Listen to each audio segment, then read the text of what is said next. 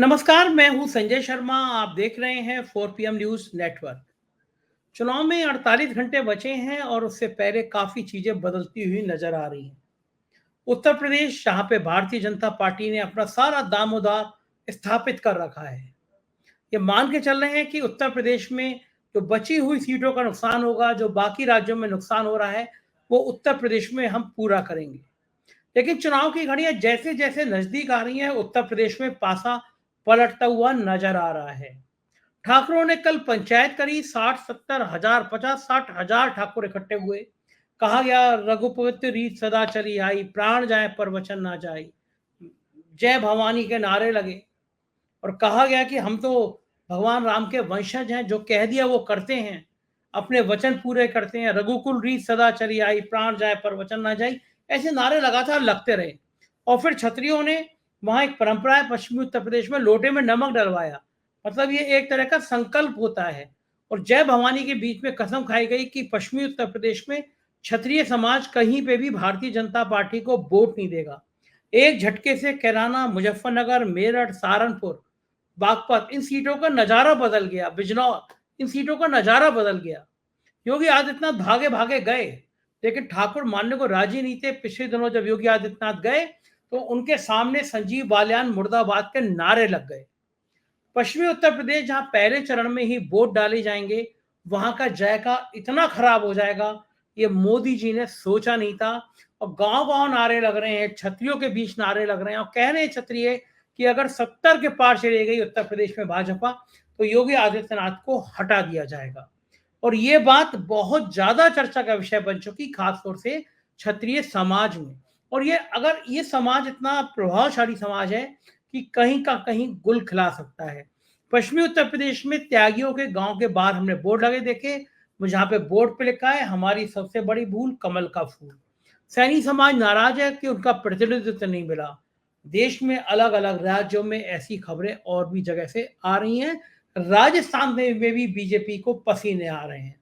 इस बीच supreme court में VVPAT की सुनवाई। बहुत तीखे सवाल पूछे सुप्रीम कोर्ट में और इलेक्शन कमीशन के पास जवाब नहीं था। बृहस्पतिवार को, यानी कल, इसकी फिर सुनवाई होनी है। हो सकता है कोई बड़ा फैसला आ जाए। इन सारों बातों को हमने आज किया अभय दुबे जी के पास। उनसे पूछा इन सब का जवाब क्या है। देश के जाने माने पत्रकार हैं, आप सब जानते हैं उनको। एबीपी पे चैनल पे रोज आते हैं, बहुत लॉजिक के संग बात करते हैं। बहुत वरिष्ठ पत्रकार हैं, बहुत किताबें लिखी हैं, बड़ा अनुभव है। चलते हैं अभय दुबे जी के पास और जानते हैं उनसे क्या है राजनीति का ये खेल। आपसे रिक्वेस्ट है, चैनल को ज्वाइन कीजिएगा, सब्सक्राइब करिएगा। चलते हैं अभय जी के पास। 4 PM न्यूज नेटवर्क में स्वागत है अभय जी आपका। वीवीपैट का मुद्दा बहुत ज्यादा गर्म है। सुप्रीम कोर्ट में कल जो बहस हुई, उसको देखने के लिए लोग बेताब थे। बहुत तार्किक सवाल पूछे सुप्रीम कोर्ट ने। चुनाव आयोग के पास जवाब नहीं था देने का। चुनाव आयोग बगले झांक रहा था। मतलब कि वीवीपैट अनिवार्य होना ही चाहिए। भाई, आपने वोट किसको दिया, इसकी पर्ची निकालने में समस्या क्या है? और सबकी जायज मांग है कि जो वोट पड़े, वीवीपैट में जो पर्ची मिली, उसका मिलान कर लिया जाए, पता चल जाएगा चुनाव निष्पक्ष है या नहीं है। लेकिन सरकार इससे बचना चाह रहा है। चुनाव आयोग वीवीपैट के मसले पर बचना चाह रहा है। बृहस्पतिवार, यानी कल, इसकी सुनवाई है। क्या लग रहा है कि कोई कड़ा फैसला आ सकता है, या सरकार को खुद ही पहले इलेक्टोरल बॉन्ड पर जिस तरह फजीयत हुई, उसकी तरह फजीयत से बचने के लिए खुद ही कह देना चाहिए कि भाई, हम वीवीपैट की पर्ची संभाल कर रखेंगे? देखिए, भारत में जब से ये वोटिंग मशीनों वाला मसला विवाद सामने आया है, उस वक्त से भारत में जो चुनाव प्रणाली है, चुनाव कराने की जो तरकीब है, वो दांव पे लगी हुई है और बहुत बड़े पैमाने पर इसके ऊपर चर्चा हो रही है। अभी से नहीं, ये चर्चा शुरू की थी भारतीय जनता पार्टी ने। मैं उस कहानी में नहीं जाऊंगा कि लालकृष्ण कि जीवीएल नरसिंह राव आज अभी थोड़ी देर पहले ही हम लोगों के साथ चैनल में बैठे हुए बहस कर रहे थे। उनको चेहरा देखते ही मुझे उनकी किताब याद आ जाती है, जिसकी भूमिका खुद लालकृष्ण आडवाणी ने लिखी थी। अब जब सारा का सारा विपक्ष कटिबद्ध होकर इस सवाल के ऊपर आपत्ति कर रहा है, तो आखिरकार सरकार को और चुनाव आयोग को कौन रोकता है कि वो विपक्ष की इस बात पर कान दे? और अगर विपक्ष की पूरी बात उसे नहीं माननी है, तो कम से कम कोई बीच का रास्ता निकाले। वीवीपैट एक इस तरह का मसला है जिसमें आप विपक्ष की पूरी बात माने बिना वोटिंग मशीनों को ईवीएम को कायम रखते हुए एक बीच का रास्ता निकाल सकते हैं और चुनाव की निष्पक्षता को सुनिश्चित कर सकते हैं। आप बताइए, निष्पक्षता आखिरकार किस चिड़िया का नाम है? निष्पक्षता उस चिड़िया का नाम है जिसको कहते हैं कि न केवल निष्पक्ष होना चाहिए बल्कि निष्पक्ष होते हुए दिखना भी चाहिए। देखना चाहिए। तो यही है सुप्रीम कोर्ट जो सवाल पूछ रहा है, हम सब लोग जो सवाल पूछ रहे हैं, मतदाता जो अपेक्षा कर रहे हैं, विपक्ष जो पूछ रहा है। ठीक है, विपक्ष आज तक 100% ये साबित नहीं कर पाया कि ईवीएम लगातार हैक हो रही है या कैसे हैक हो सकती है, क्या पूरे देश में हैक हो सकती है, किसी एक हिस्से में हैक हो सकती है, एक कॉन्स्टिट्यूंसी में हैक हो सकती है, एक कॉन्स्टिट्यूंसी के कुछ बूथों पर हैक की जा सकती है। ये सारी की सारी चीजें बहस तलब है और स्पेकुलेटिव है, मतलब इनके बारे में अटकलें लगाई जा रही हैं। लेकिन इस चीज में तो न कोई अटकल है न कोई बहस है कि जिसने वोट डाला है उसकी पर्ची सुरक्षित रहनी चाहिए ताकि ये मिलान हो सके कि उसने जहां वोट डाला है वोट उसका वहीं गया है। बिल्कुल सीधी सी बात है। इसमें तो सरकार को कोई आपत्ति होनी नहीं चाहिए और चुनाव आयोग को भी कोई आपत्ति नहीं होनी चाहिए। आपत्ति कर रहे हैं इसका मतलब है इस हीला हवाला, आपत्ति कर रहे हैं इसका मतलब पानी कहीं मर रहा है। मैं उन लोगों में से हूं जो मैं ये नहीं मानता हूं, मैं आपके सामने साफ कहता हूं, मैं उन लोगों में से हूं जो ये नहीं मानता हूं कि ईवीएम की हैकिंग से देश में चुनाव जीते हारे जाते हैं। मेरा मानना है कि जो सामाजिक शक्तियां हैं और राजनीतिक शक्तियां हैं उनका संतुलन और उनका समीकरण जिस तरह का है उससे ये नतीजे निकल के आते हैं। लेकिन अगर सबकी मांग है, सार्वजनिक जीवन में बहस है, तो निष्पक्ष चुनाव को निष्पक्ष दिखना भी चाहिए। और चंडीगढ़ मेयर के चुनाव की घटना ने तो इस बात को और भी ज्यादा उभार दिया है कि चुनाव में निष्पक्ष होना और निष्पक्ष दिखना कितना जरूरी है। इसलिए सुप्रीम कोर्ट जो हस्तक्षेप कर रहा है, हमारे ख्याल से उस हस्तक्षेप का हमें स्वागत करना चाहिए और इस हस्तक्षेप को हमें उम्मीद है, मैं कामना करता हूं कि ये हस्तक्षेप अंत तक जाएगा और सुप्रीम कोर्ट सरकार और चुनाव आयोग को मजबूर करेगा कि वो वीवीपैट की पर्ची के मसले को, इस आदेश को माने और ये वीवीपैट की पर्ची सुरक्षित रखी जाए। बिल्कुल ठीक बात है। बीच में सरकार के इशारे पे शायद कुछ और बड़े-बड़े खेल हो रहे हैं। हेलीकॉप्टर शॉट अंजना कश्यप जी जा रहे हैं, वहाँ पुलिस लगती है, वहाँ वो लोग बुला लिए जाते हैं जो बीजेपी समर्थक। तो ऐसा माहौल दिखाया जा रहा है कि हर तरफ बीजेपी बीजेपी है। चैनल पर सर्वे आ रहे हैं, उत्तर प्रदेश का मैं खास तौर से जिक्र करूंगा कि 73 सीटें बीजेपी जीत रही है, यानी एक तरफ से सब हरा दी गई हैं। पश्चिमी उत्तर प्रदेश में सब सीटें जीत रही हैं। जबकि अवैध जी कल मुजफ्फरनगर में पंचायत हुई खेड़ा गांव में, कम से कम 50-60 हजार ठाकुर बरादरी के लोग थे। उन्होंने नमक में लोटे में नमक डाला, ये सौगंध ली जाती है, परंपरा है कि इस तरह नमक डाल के सौगंध लेते हैं। सबने सौगंध खाई, कहा कि हम भगवान राम के वंशज हैं और रघुकुल रीत सदा चली आई, प्राण जाए पर वचन ना जाए। सबने सौगंध की कि हम बीजेपी को वोट नहीं देंगे। इतनी बड़ी पंचायत ठाकुरों की कि मोदी जी की रैली से दुगनी भीड़ थी वहां, योगी जी की रैली से दुगनी भीड़ थी वहां। सहारनपुर, कैराना, मुजफ्फरनगर, मेरठ, सब जगह से क्षत्रिय बंधु आए थे। त्यागी समाज ने गांव के बाहर बोर्ड लगा दिए, हमारी सबसे बड़ी भूल कमल का फूल। सैनी समाज को टिकट नहीं है, सैनी समाज सड़कों पर है। पश्चिमी उत्तर प्रदेश का जहां पहले चरण में मतदान है, बीजेपी का पूरा इतिहास भूगोल बदला हुआ नजर आ रहा है। तो भी ये सर्वे दिखा रहे हैं कि बीजेपी की 73 सीट आ रही है, जबकि पहले ही चरण में 5-6 सीटें फंसती हुई नजर आ रही हैं। तो क्या ये चैनल प्रायोजित होते हैं और फिर उत्तर प्रदेश में सीन क्या दिख रहा है आपको? देखिए, पिछली बार इन 8 सीटों के ऊपर इसमें भी बीजेपी की अच्छी खासी पिटाई हुई थी। 3 सीटें बहुजन समाज पार्टी ने जीती थी, 2 सीटें समाजवादी पार्टी ने जीती थी और भारतीय जनता पार्टी केवल 2 सीटें जीत पाई थी पिछली बार भी। उसका कारण साफ था कि समाजवादी पार्टी और बहुजन समाज पार्टी के बीच में गठजोड़ था। इस बार वैसा गठजोड़ नहीं है, ये बात सही है। लेकिन इसके बावजूद भी उत्तर प्रदेश की राजनीति के जो लोग थोड़े भी जानकार हैं वो ये कहते हैं कि 8 की 8 सीटें फंसी हुई हैं। किसी सीट के ऊपर इस बात की गारंटी नहीं दी जा सकती कि भारतीय जनता पार्टी उनको जीत जाएगी। मोटे तौर पर जितने लोगों से मैंने बातचीत की है, जो उत्तर प्रदेश की राजनीति की गहराई से जानते हैं, उनका जो मैंने आकलन सुना है और मेरी निगाह में जो आकलन बन रहा है, उसमें यह है कि इस वक्त उत्तर प्रदेश में 25 से 30 सीटें फंसी हुई हैं। 80 में से 25 से 30 सीटें ऐसी हैं जो किधर भी जा सकती हैं, वो सीटें फंसी हुई हैं। अगर विपक्ष चुनाव ठीक से योजनाबद्ध तरीके से लड़ता है और उसके कैंडिडेट अच्छा प्रदर्शन करते हैं और किसी तरीके से भारतीय जनता पार्टी का के जो संसाधन बहुत जबरदस्त है भारतीय जनता पार्टी के पास, उसकी कोई सीमा नहीं है। और जो टीवी पे और दूसरा मीडिया का प्रचार है, अगर वो इसका मुकाबला कर लेता है तो विपक्ष उत्तर प्रदेश में भारतीय जनता पार्टी को आश्चर्यचकित कर सकता है। देखिए, भाजपा को पूरी उम्मीद है कि देश में दूसरे प्रांतों में जहां-जहां उसकी सीटें कम हो रही हैं, वहां वो उत्तर प्रदेश से कम 8 या 10 सीटें बेशी जीत के 2019 के आंकड़े के मुताबिक कुछ भरपाई करेगा। बहुत सारे राज्य हैं जहां गारंटी है कि भाजपा की सीटें कम होने वाली। जैसे गारंटी के कौन, साथ कह एक एक करके बताइए कौन कौन से राज्य हैं, एक एक कर। तेलंगाना में पिछली बार उन्होंने 4 सीटें जीती थी। हम्म, इस बार जो बहुत ही हमदर्द सर्वे करने वाले हैं, वो भी भारतीय जनता पार्टी को 25% वोट दे रहे हैं और कांग्रेस को आ रहे हैं 42% वोट। दूसरी तरफ बीआरएस भी लड़ रही है, बीआरएस को भी 25-26% वोट मिल रहे हैं। अगर ये बीआरएस बहुत नीचे चली जाती तो भारतीय जनता पार्टी कांग्रेस की टक्कर में आ सकती थी। पिछली बार 4 सीटें तेलंगाना में कांग्रेस भाजपा ने जीती थी। मुझे नहीं लगता कि इस बार 4 सीटें जीतेगी भाजपा। 1 सीट जीतेगी या 2 सीटें जीतेगी। वहां 2 सीटों का नुकसान होना बिल्कुल 100% तय है। अब आप महाराष्ट्र में आइए। महाराष्ट्र में 11 से लेके 13 सीटें इस तरह की हैं जहां पर केवल 1% का स्विंग आने से भारतीय जनता पार्टी चुनाव हार जाएगी। सिर्फ 1% का स्विंग आने से। इस बात को तमाम सर्वे वो लोगों ने भी माना है कि महाराष्ट्र में टक्कर बहुत जबरदस्त है। जो भारतीय जनता पार्टी की जो सहयोगी दल हैं, जैसे कि एकनाथ शिंदे की शिवसेना और अजित पवार की एनसीपी, उनकी चुनाव कैंपेन तो भरभरा के बैठ गई है।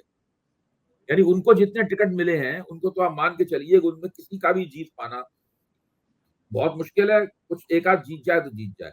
वहां मुख्य तौर पर भाजपा के कैंडिडेट ही टक्कर में है। बाकी सब जगहों पे तो इनकी पिटाई सुनिश्चित है। समझा ये जा रहा है कि उद्धव ठाकरे की शिवसेना, जो कि महाविकास आघाड़ी की सबसे ताकतवर पार्टी है, जिसको सबसे ज्यादा टिकट मिले हैं, वो बहुत ही ताकत के साथ चुनाव लड़ रही है। उसके साथ बड़ी हमदर्दी है और वो एकनाथ शिंदे के जहां जहां उनके खिलाफ उम्मीदवार हैं, सबकी कस के धुनाई करने वाली है और भारतीय जनता पार्टी के उम्मीदवारों को बहुत ही करारी टक्कर वो देने वाली है। तो महाराष्ट्र में मैं मानता हूं भारतीय जनता पार्टी को 10 से लेकर 15 सीटों का नुकसान होगा महाराष्ट्र के अंदर। बिहार में कम से कम भाजपा को 10 सीटों का नुकसान होगा। आप ये निश्चित समझ लीजिए। अब आप आइए कर्नाटक में। कर्नाटक में पता नहीं किस तुफैल से इन लोगों ने तय कर लिया है कि जितने भी वोकलिगा वोट हैं वो सारे के सारे जनता दल सेकुलर को मिल जाएंगे। इस लिहाज से वो भारतीय जनता पार्टी को मिल जाएंगे और भाजपा पहले की तरीके से उसके बल्ले बल्ले कर्नाटक में हो जाएगी। मैं इसमें बिल्कुल यकीन नहीं करता, ऐसा नहीं होगा। लद्दाख की सीट भी भाजपा हार रही है जो पिछली बार उसने जीती थी। अब तो सब लोगों ने कह दिया है कि लद्दाख में जो लगातार सोनम वांगचुक अनशन कर रहे थे और लद्दाख में जो नाराजगी है उसकी कोई सीमा नहीं। लद्दाख के लोग तो भाजपा को वोट देने को तैयार ही नहीं है। तो ऐसे इस देश में बहुत सी सीटें हैं जो पिछली बार भारतीय जनता पार्टी के पास थी, वो भारतीय जनता पार्टी हार रही है। तमिलनाडु और केरल में भारतीय जनता पार्टी को कोई सीट नहीं प्राप्त हो रही है। आंध्र प्रदेश में उसने तेलुगु देशम पार्टी से समझौता किया है और इसके बावजूद समझौता कर और पवन कल्याण की जन कल्याण पार्टी है, जन सेना है, इस वो कापुओं की पार्टी है मुख्य तौर पर, उसके जरिए वोट मिल रहे हैं। भाजपा केवल 6 सीटें लड़ रही है आंध्र प्रदेश में, 10 केवल विधानसभा की सीटें लड़ रही है। मेरा पिछली बार भारतीय जनता पार्टी को 1% से भी कम वोट मिला था वहां, ध्यान कीजिए। पिछली बार भारतीय जनता पार्टी को 1% से भी कम वोट मिला था आंध्र प्रदेश में। तो अब ये उम्मीद करना कि अचानक भारतीय जनता पार्टी का वहां वोट बढ़ जाएगा और उसकी बल्ले बल्ले हो जाएगी, ये केवल बहुत ही भाजपा समर्थक इस प्रकार की उम्मीद जता सकते हैं। मेरा मानना है कि पूरे देश में चुनाव फंसा हुआ है। कुछ प्रांत ऐसे हैं जहां भारतीय जनता पार्टी अच्छे परिणाम निकालेगी, लेकिन अच्छे परिणाम और 100% परिणामों में अंतर होता है। भारतीय जनता, मैं बार बार इस बात को कहता हूं, ये बहुत बारीक बात है और लोग इस चीज को मतलब रेखांकित करते नहीं अपने वक्तव्य में। जैसे कि मान लीजिए किसी प्रदेश में 25 सीटें हैं और भारतीय जनता पार्टी उसमें से मान लीजिए 21 सीटें जीतती है। सब लोग कहेंगे भाई बहुत अच्छा परिणाम है, इससे अच्छा परिणाम क्या हो सकता है? एक पार्टी 25 में 21 जीत जाए। लेकिन भारतीय जनता पार्टी की मजबूरी है कि उसे 25 की 25 ही जीतनी है। वो 4 सीटें जो कम हो गई हैं, वो 4 सीटों की भरपाई कहां से होगी? इसीलिए मैं कहता हूं कि भाजपा एक तरह से नहीं, 2 तरह से चुनाव हार सकती है। एक तो ये है कि उसकी आउटराइट डिफीट हो जाए, उसकी सीटें 150 पे आ जाए, उसकी सीटें 200 से नीचे चले जाए, आउटराइट डिफीट हो जाए। और दूसरा ये है कि भारतीय जनता पार्टी अपने प्रभाव क्षेत्र में भी अच्छा परिणाम निकाले, लेकिन 100% परिणाम निकालने से चूक जाए और इस तरीके से वो बहुमत से नीचे आ जाए। तो ये दो तरह की पराजय भाजपा दो तरह की पराजय का सामना करने के लिए अभिशप्त है। अच्छा, बंगाल में क्या आपको क्या लगता है अभय जी, बंगाल में क्या सीन होगा, बंगाल के रिजल्ट क्या बंगाल में मानता हूं कि भाजपा को 10 से लेकर 13 के बीच में सीटें मिलेंगी, वहां भी कम से कम 5 सीटों का नुकसान होगा भाजपा। तो आपने जो अनुमान बताया, जो अंदाजा बताया, अगर मोटा मोटा जोड़े तो भाजपा 225 के आसपास सिमटती हुई नजर आ रही है। हाँ बिल्कुल, 275 से नीचे भाजपा आएगी, 275 से नीचे 50 सीटें अगर कम हो जाती हैं तो 225 रह जाती हैं। अगर 225 सीटें रह जाती हैं तो क्या लगता है आपको फिर सरकार किसकी बनेगी? अगर 225 सीटें रह जाती हैं तो फिर देखना पड़ेगा, एक तो भाजपा के जो भी तथाकथित रूप से वो हैं घटक दल हैं, वो घटक दल कितना हासिल करते हैं। उसमें बड़े घटक दलों में तो तेलुगु देशम ही एक बड़ा घटक दल है देखा जाए तो भारतीय जनता पार्टी का, और जनता दल यूनाइटेड है बिहार में, जनता दल सेकुलर है कर्नाटक में।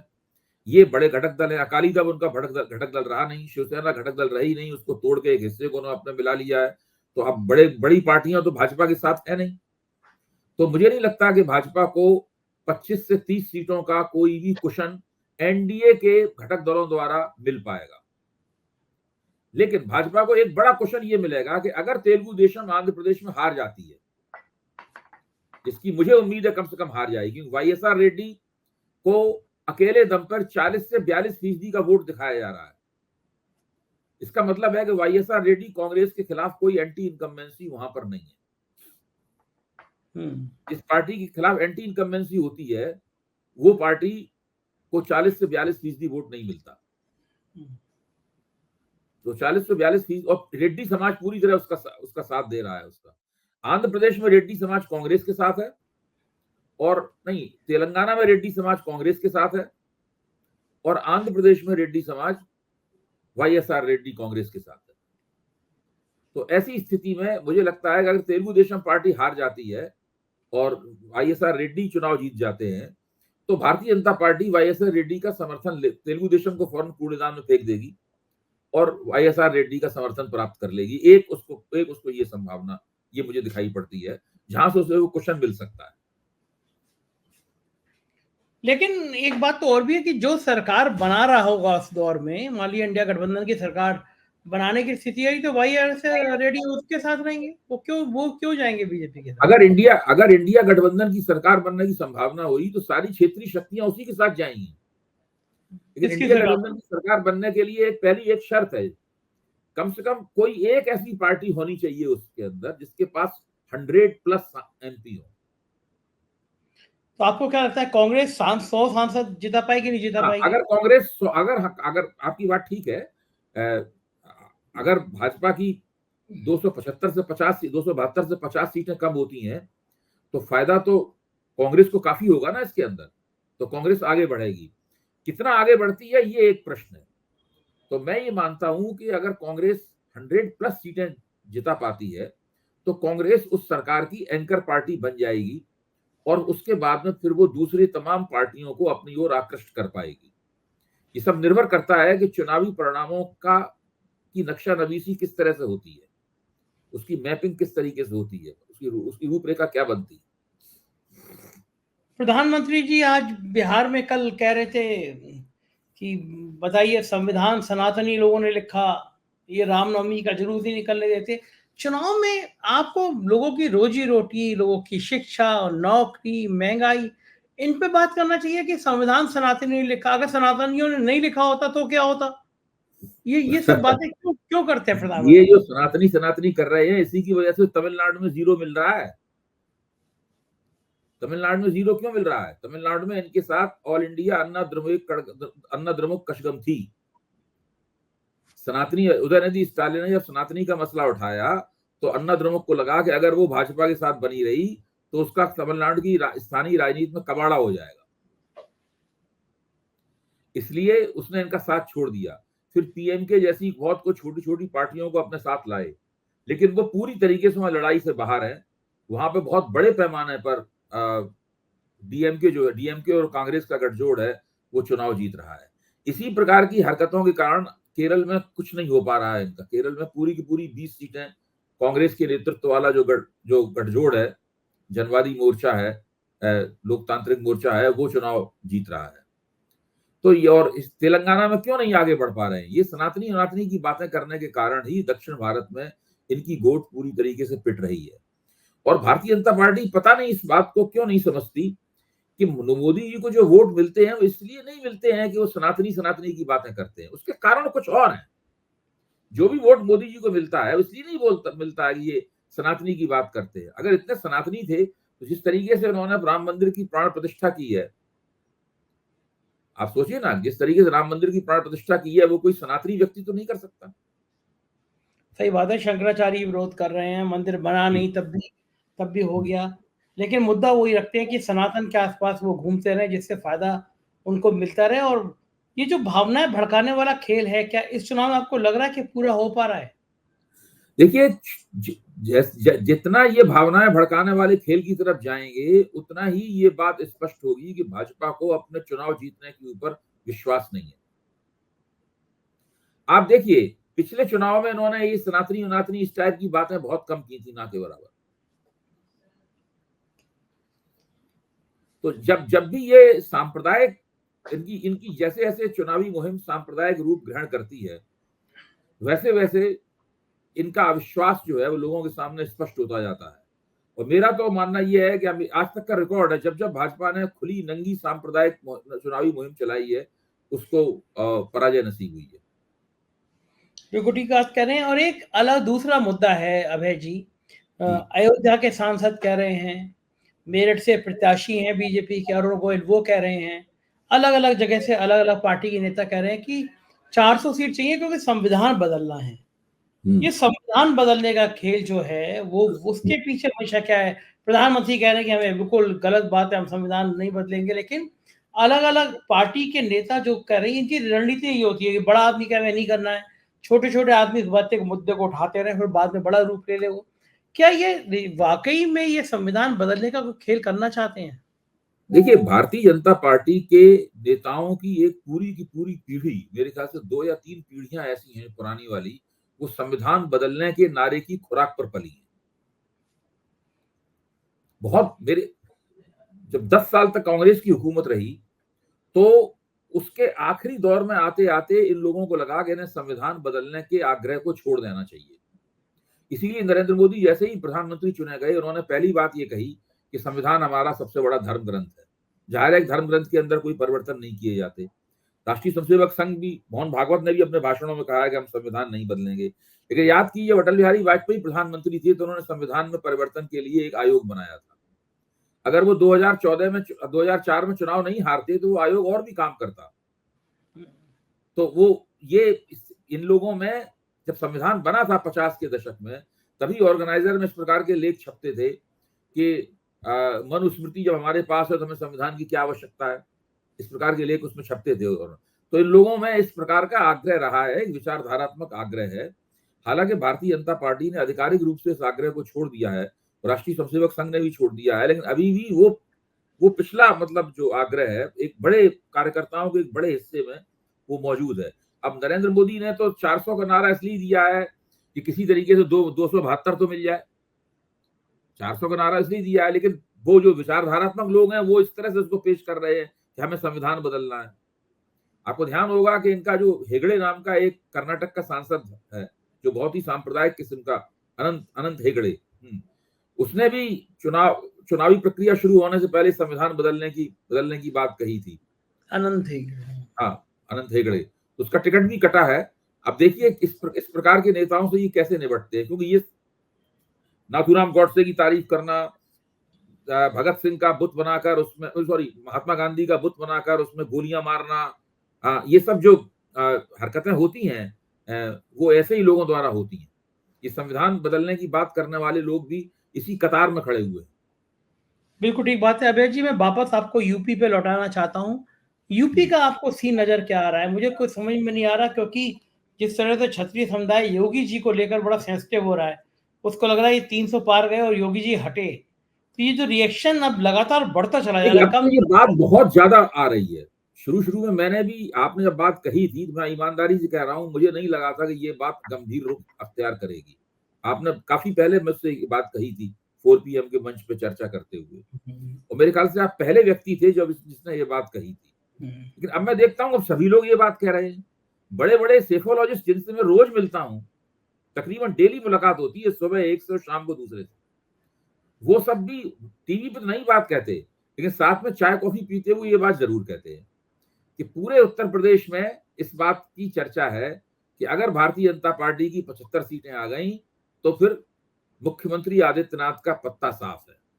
नरेंद्र मोदी उनसे छुटकारा प्राप्त करना चाहते हैं, और 75 सीटों का मतलब होगा कि वो इतने एम्बोल्डेंड हो जाएंगे, इतने जोश में आ जाएंगे, उन्हें लगेगा कि अब आदित्यनाथ की उन्हें कोई जरूरत नहीं है, वो उनको हटाएंगे, अपनी एक कठपुतली मुख्यमंत्री के कुर्सी पे बैठाएंगे, ताकि वो बिल्कुल पीएमओ से जो आदेश मिले उसका पालन करते हुए सिर झुकाकर उत्तर प्रदेश का मुख्यमंत्री बना रहे। ये पूरी सब लोग इस तरह की बातचीत कर रहे हैं। अब इस बातचीत का चुनावी फलितार्थ क्या होगा, सवाल ये है, इस बातचीत का चुनावी फलितार्थ क्या होगा? क्या भारतीय जनता पार्टी को इस बातचीत का परिणाम ये होगा कि वो 45-50 पे आ जाए, मतलब 45 और 50 के बीच में कहीं आ जाए? अगर भारतीय जनता पार्टी 45 और 50 के बीच में आ जाती है तो फिर 250 सीटें भी नहीं मिलेंगी, मैं आपको बता रहा हूं। मतलब उत्तर प्रदेश इनकी आत्मा है, अगर उत्तर प्रदेश से गड़बड़ाए तो फिर ये हर जगह से गड़बड़ाए। बिल्कुल बिल्कुल। और उत्तर प्रदेश में अगर यही क्षत्रियों का अगर गुस्सा बना रहा तो अभय जी मामला गड़बड़ा जाएगा ना। आप तो बता रहे हैं कि सैनियों में भी असंतोष है, उधर भी त्यागी असंतोष है, त्यागी समाज में भी है। त्यागियों में भी असंतोष है, क्योंकि ये बिरादरियां जो हैं वो खासतौर से पश्चिमी उत्तर प्रदेश में तो काफी हैं। और पश्चिमी उत्तर प्रदेश में अगर पश्चिमी उत्तर प्रदेश से ही भाजपा का विजय अभियान शुरू होता था हमेशा, चाहे विधानसभा हो चाहे लोकसभा हो। अगर यहाँ आप विजय अभियान को रोक देंगे तो आगे भी नहीं बढ़ पाएगा। बिल्कुल ठीक बात है, बहुत कठिन है डगर पनघट की। बहुत बहुत शुक्रिया अभय जी, आपने समय दिया, हमसे बातचीत करी, आभार आपको। तो ये था अभय दुबे जी, आपने सुना राजनीति की तमाम बातें, भारतीय जनता पार्टी की भविष्य की सारी रणनीति। मुझे यकीन है ये बातचीत पसंद आई होगी, अपनी राय से अवगत रहिएगा। शुक्रिया, थैंक यू।